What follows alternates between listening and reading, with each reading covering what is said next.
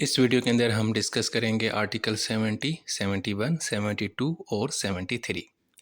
तो सबसे पहले आर्टिकल 70 की बात करें तो इसमें बात की गई है कि पार्लियामेंट में किस तरह कानून साजी की जाती है, किस तरह एक बिल पेश किया जाता है। सबसे पहले तो देखें कि हमारे यहाँ एक लिस्ट मौजूद है जिसका नाम है फेडरल लेजिस्लेटिव लिस्ट। इसका मतलब है कि इसमें वो मामलात दर्ज हैं जिसके ऊपर वफाकी हुकूमत कानून साजी कर सकती है। ठीक है।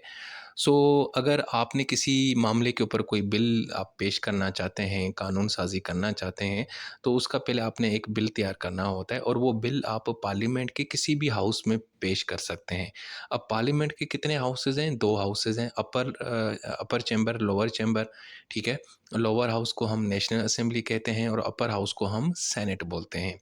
अब मिसाल देके आपको समझाता हूँ। मिसाल के तौर पर नेशनल असेंबली ने एक बिल पास किया है हेल्थ केयर के हवाले से। तो वो बिल जब नेशनल असेंबली में पास हो गया तो उसके बाद वो कहाँ जाएगा? सेनेट में। और सेनेट भी अगर उसको वैसे का वैसे पास कर लेता है, उसमें कोई चीज़ तब्दीली नहीं करता, तो उसके बाद वो प्रेसिडेंट के पास जाएगा और प्रेसिडेंट उसको साइन करेगा तो वो जनाब कानून बन जाएगा। उसके बाद ये है कि मिसाल है, अगर सेनेट उसमें कुछ तब्दीली करता है, यानी नेशनल असेंबली ने एक बिल पास किया हेल्थ केयर के हवाले से, वो सेनेट के पास गया, सेनेट ने उसमें से कुछ चीज़ें तब्दील की, रिकमेंडेशन की। और मिसाल के तौर पर उसने कहा कि जी जो क्लिनिक्स है उसके हवाले से नए रूल्स ये बना दें। तो अब वो बिल दोबारा किसके पास जाएगा? नेशनल असेंबली के पास जाएगा। अब नेशनल असेंबली अगर उससे उसकी अमेंडमेंट से एग्री करेगा तो उसके बाद जनाब फिर कहाँ जाएगा? एग्री करके वो उसको मंज़ूर करेगा और फिर जनाब दोबारा प्रेसिडेंट के पास जाएगा। ठीक है?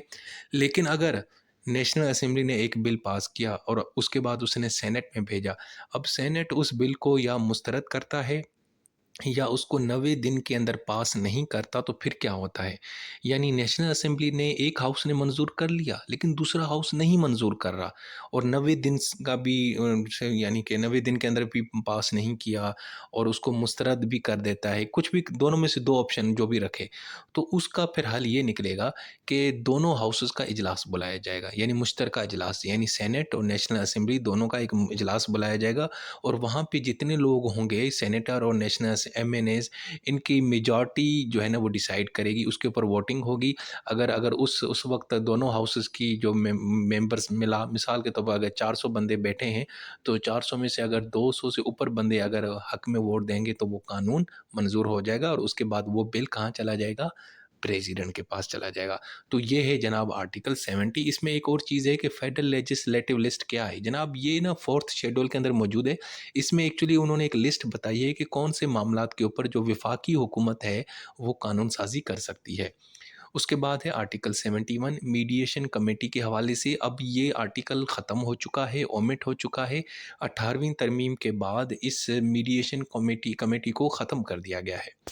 उसके बाद है आर्टिकल 72, ये कहता है कि जनाब अगर मुश्तरका इजलास होता है नेशनल असेंबली और सेनेट का तो उसका क्या प्रोसीजर है?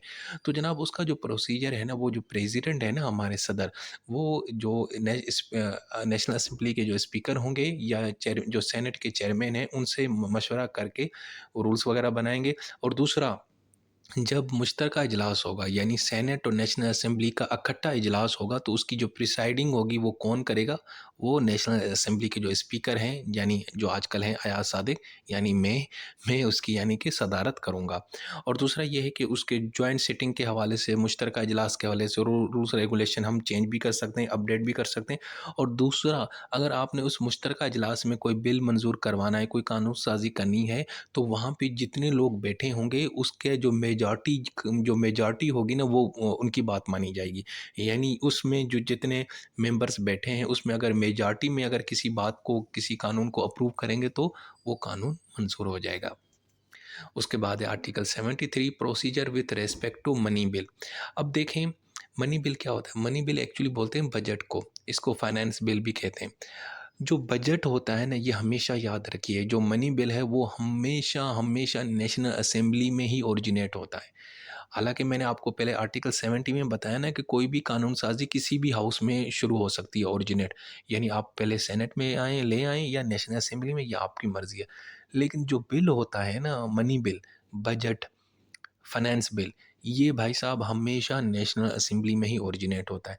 उसके बाद जनाब उसकी एक कॉपी जो है ना वो सेनेट को भेजी जाती है और सेनेट को कहा जाता है कि भाई तुम्हारे पास 14 दिन है, 14 दिन के अंदर-अंदर इसके ऊपर कोई अपनी रिकमेंडेशन दो। उसके बाद वो अपनी रिकमेंडेशन देता है या नहीं देता, तो उसके बाद 14 दिन के बाद नेशनल असेंबली उसके ऊपर वोटिंग करवाएगी और उसको अप्रूव करेगी। अच्छा, अब यहाँ पे जो सेनेट की जो रिकमेंडेशन है ना, वो ज़रूरी नहीं है कि नेशनल असेंबली माने। जी हाँ, यानी मनी बिल बजट में नेशनल असेंबली का जो किरदार है वो बहुत स्ट्रॉन्ग है। एक तो वो उधर ओरिजिनेट होगा और वो सेनेट को सिर्फ 14 दिन के लिए भेजेगा कि भाई देख लो, तुम्हें अगर कुछ चीज़ें तब्दील करनी है तो कर लो। लेकिन उसके बाद नेशनल असेंबली में जब वापस आएगा तो नेशनल असेंबली की अब ये मर्ज़ी है कि उसकी रिकमेंडेशन को एक्सेप्ट करता है या नहीं करता, ये याद रखिएगा। और मंजूरी उसकी नेशनल असेंबली में ही होगी, सेनेट में नहीं होगी, याद रखिएगा। ठीक है जी। उसके बाद क्या होगा, तो ये मनी बिल। अब मनी बिल क्या है? मनी बिल एक्चुअली वो उस बिल को कहते हैं जिसमें टैक्सेस का ज़िक्र हो, जिसमें हम अगर किसी से यानी हुकूमत सरकार जो है ना किसी से पैसे उधार लेती है या कोई गारंटी देती है फेडरल गवर्नमेंट, या जो हमारे यहाँ फेडरल कंसोलिडेट फंड होता है, एक फ़ंड होता है जिसमें से सारे मुल्क को चलाया जाता है, या हमारे यहाँ अगर आपने फेडरल फंड में कुछ चीज़ें तब्दील करनी है, जो पब्लिक अकाउंट होता है फेडरेशन का, एक पब्लिक अकाउंट होती है, एक डिपार्टमेंट हमारे पास, जो सरकार के पास जितना रेवेन्यू इकट्ठा होता है वो कहाँ कितना लगाना है, किस डिपार्टमेंट को देना है, वो मैनेज किया जाता है, या हुकूमत के जो अकाउंट्स को ऑडिट किया जाता है, ये सारे मामलात मनी बिल के अंदर आते हैं। यानी जो बजट होता है ना, जितने टैक्सेशन लगाई जाती है, कितने फंड्स लगाए जाएंगे, कितने प्रोजेक्ट पे पैसे लगाए जाएंगे, सिंध को कितने पैसे दिए जाएंगे, पंजाब को कितने दिए जाएंगे, इस सारों का ताल्लुक मनी बिल से होता है। अच्छा, अब कौन सी चीज़ मनी बिल नहीं आती? हाँ, ये जो अगर आप कोई फ़ाइन लगाते हैं किसी के ऊपर, कोई फ़ीस होती है, जो चार्जेज़ होती है लोकल सर्विसेज़ की, वो मनी बिल में नहीं आते। और दूसरा, अगर कोई लोकल पर्पज़ के लिए कोई टैक्स लग रहा है छोटे लेवल पे, तो वो भी इसमें नहीं आता। सही है जी? अच्छा, अब मिसाल के तौर पर अगर कोई एक ऐसा मामला है, पता कैसे चले कि यार ये मनी बिल है या नहीं है, ये बिल इसका ताल्लुक मनी से है या नहीं है, तो वो जनाब डिसाइड करेगा स्पीकर ऑफ नेशनल असेंबली, ठीक है? और दूसरा ये है कि जब भी मनी बिल बजट प्रेसिडेंट को पेश किया जाता है ना, तो स्पीकर साहब उसके साथ एक सर्टिफिकेट भी जारी करते हैं, जिसमें लिखा होता है कि भाईजान ये बजट है, ये मनी बिल है, ये फाइनेंस बिल है। और वो जो सर्टिफिकेट है वो फाइनल होता है और उसको आप चैलेंज नहीं कर सकते। सो दोस्तों, ये थे हमारे आर्टिकल 73, 72, 71 और 70। अब 71 याद रखिएगा कि ये ओमिट हो चुका है, ये ख़त्म हो चुका है 18वीं तरमीम के बाद। अपना बहुत सारा ख्याल रखें। Take care. अल्लाह हाफ़िज़ दोस्तों।